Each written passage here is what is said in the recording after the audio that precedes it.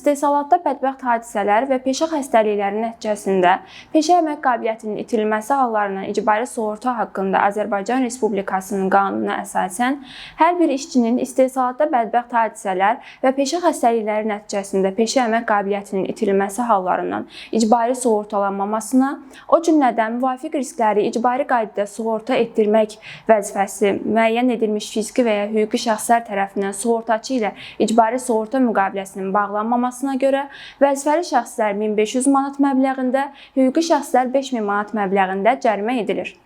Qeyd edək ki, şəxs bu maddədə nəzərdə tutulmuş inzibati xətaya görə inzibati məsuliyyətə cəlb olunduqda 20 gün ərzində xeyrinə icbari sığorta müqaviləsi bağlanmalı olan şəxsin icbari sığortalanmasını təmin etməlidir.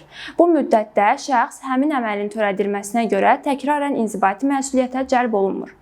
Əmək hüquqlarınızı öyrənin və tələb edin.